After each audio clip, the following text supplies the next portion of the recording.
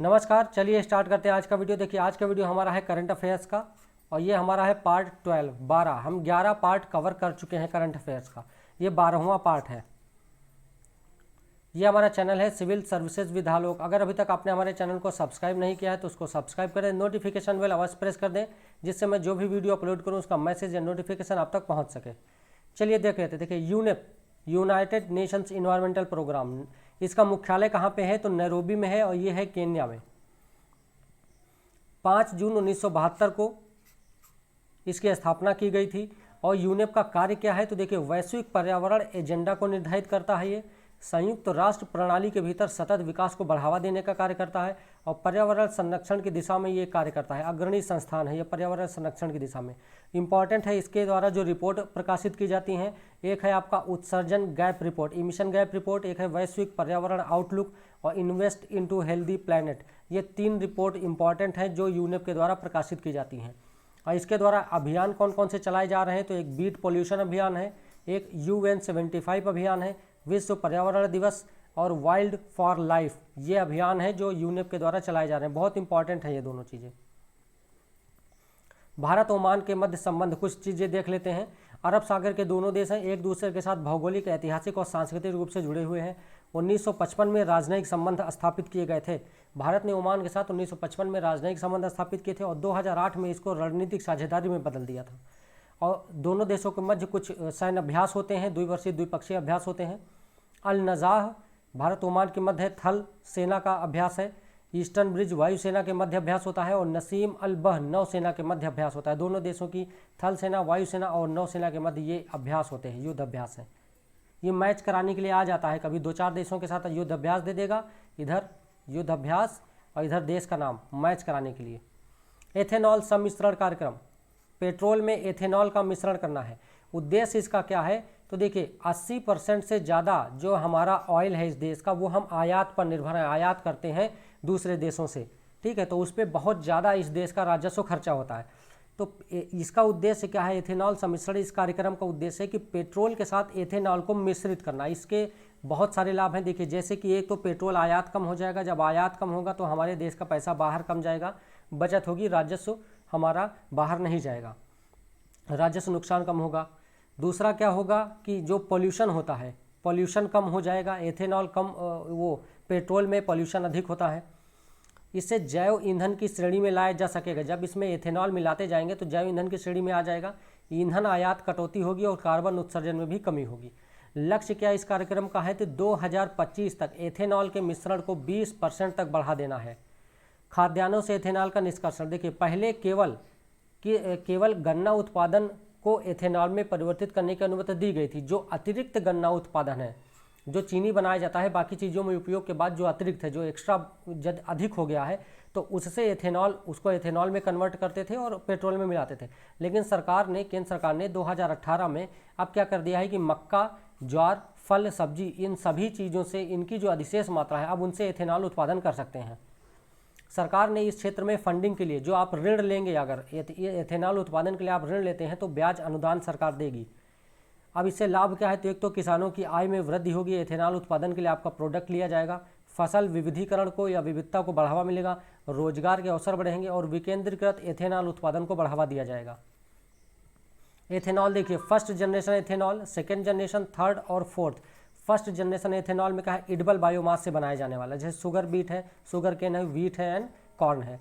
और second generation ethanol जो non edible biomass से बनाया जाता है, जैसे वुड है, स्ट्रॉ है, ग्रास है, वेस्ट है।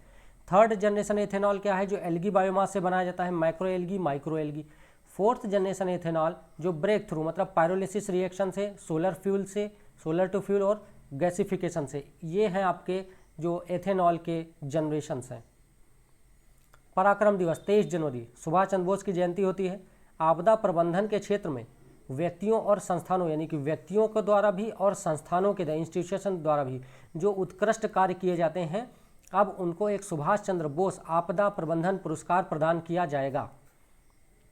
23 जनवरी 1897 में सुभाष चंद्र बोस जी का जन्म हुआ था और उड़ीसा के कटक में हुआ था। इनकी माता का नाम प्रभावती दत्त बोस, पिता का नाम जानकीनाथ बोस था। 1919 में इन्होंने सिविल सेवा उत्तीर्ण की थी, जिसकी आप सब तैयारी कर रहे हैं। स्वामी विवेकानंद को अपना आध्यात्मिक गुरु माना था, लेकिन ये क्वेश्चन आता है कि इनका सुभाष चंद्र बोस का राजनीतिक गुरु कौन था, तो वो थे चित्तरंजन दास। कांग्रेस के साथ सुभाष चंद्र बोस जी का संबंध देख लेते हैं। तो इन्होंने बिना शर्त स्वराज अर्थात स्वतंत्रता का समर्थन किया था, जबकि मोतीलाल नेहरू रिपोर्ट कब आई थी? 1928 में आई थी। मॉडर्न इंडिया पढ़ेंगे तो पढ़ेंगे। 1928 में मोतीलाल नेहरू रिपोर्ट आई थी, नेहरू रिपोर्ट जिसे बोलते हैं। इसने डोमिनियन या अधिराज्य की बात की थी, इन्हें पूर्ण स्वतंत्रता की बात नहीं की थी, जबकि जो सुभाष चंद्र बोस थे वो पूर्ण स्वतंत्रता यानी कि बिना शर्त स्वराज के समर्थक थे, और नेहरू रिपोर्ट का इन्होंने विरोध किया था। इसीलिए 1930 में नमक सत्याग्रह में इन्होंने पार्टिसिपेट किया था। सविनय अवज्ञा आंदोलन के निलंबन का इन्होंने विरोध किया, और गांधी इरविन समझौते का इन्होंने विरोध किया था। 1930 के दशक में जवाहरलाल नेहरू और एम एन राय के साथ मिलकर कांग्रेस की वाम राजनीति में भी संलग्न रहे थे। 1938 में कांग्रेस का अधिवेशन हुआ था हरिपुरा में, हरिपुरा कांग्रेस अधिवेशन। इसके अध्यक्ष चुने गए थे सुभाष चंद्र बोस। 1939 में अगले साल फिर से कांग्रेस का अधिवेशन हर साल होता है, जो हुआ था त्रिपुरी में। तो 1939 में कांग्रेस का अधिवेशन त्रिपुरी में हुआ था। इसमें भी ये कांग्रेस के अध्यक्ष पद के लिए सुभाष चंद्र बोस जी खड़े थे, और एक उम्मीदवार और थे पट्टाभी सीतारमैया, और गांधी जी को सीतारमैया जी का मतलब गांधी जी ने सीतारमैया को समर्थन दिया था। सुभाष चंद्र बोस से गांधी जी की नहीं बनती थी, लेकिन फिर भी सुभाष चंद्र बोस ने गांधी जी के समर्थित उम्मीदवार पट्टाभ सीतारमैया को हरा दिया था, और ये अध्यक्ष निर्वाचित हो गए थे, चुनाव जीत लिया था।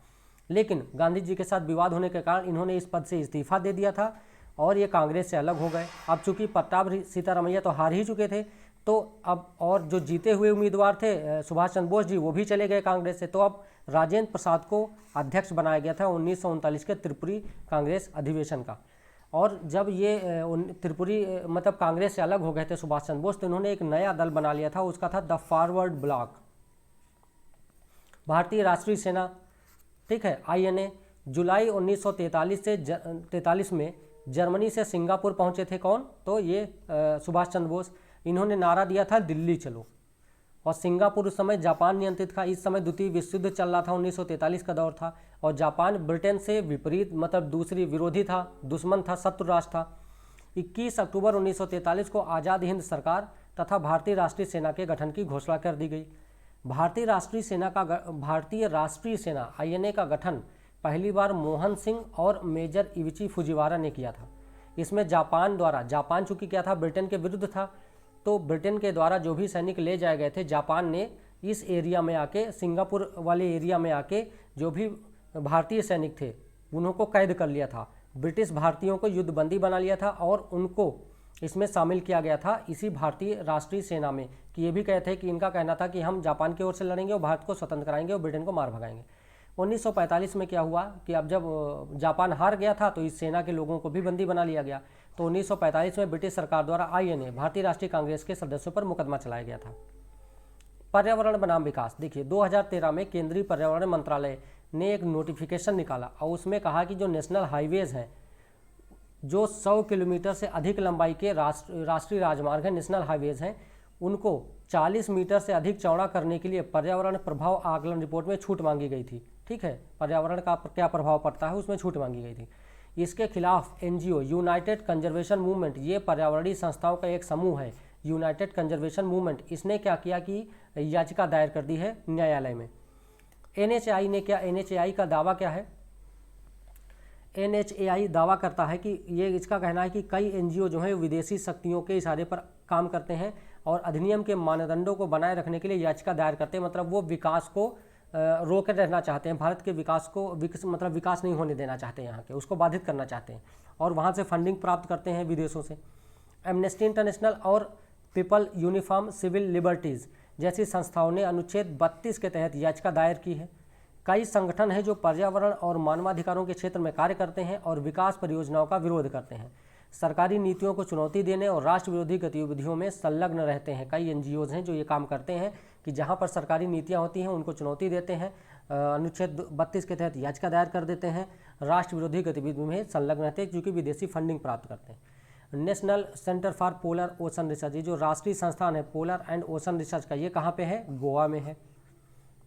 श्री नारायण गुरु कौन है? तो देखो, उपराष्ट्रपति ने श्री नारायण गुरु की कविताओं का अंग्रेजी में अनुवाद लॉन्च किया है। क्या है? Not many but one. ये इनकी कविताओं का अंग्रेजी अनुवाद है, इनका अभी उपराष्ट्रपति ने लॉन्च किया है। नारा इन्होंने क्या दिया था? श्री नारायण गुरु ने एक जाति एक धर्म एक ईश्वर, ये अवर्ण थे और अद्वैत के प्रबल प्रस्तावक थे। इनकी रचनाएं हैं अद्वैत दीपिका, असरमा, थिरुकुरल, थेवरप्पा, थिंकंगल।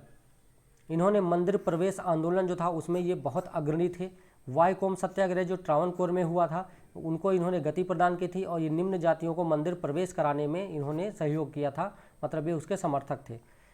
अध्यारोप दर्शन, ब्रह्मांड के निर्माण की इन्होंने व्याख्या की है और वो दर्शन है अध्यारोप दर्शनम। ये हमारा था आज का वीडियो और ये हमारा चैनल है सिविल सर्विसेज विद आलोक। अगर अभी तक आपने इसको सब्सक्राइब नहीं किया तो सब्सक्राइब कर दे, नोटिफिकेशन बेल अवश्य प्रेस कर दे, जिससे मैं जो भी वीडियो अपलोड करूँ उसका मैसेज आप तक पहुँच जाए। और हाँ, इसको शेयर करना बिल्कुल भी ना भूलें, शेयर करें, लाइक करें और कमेंट करें। तो चलिए मिलते हैं नेक्स्ट वीडियो में। आज के वीडियो में इतना ही।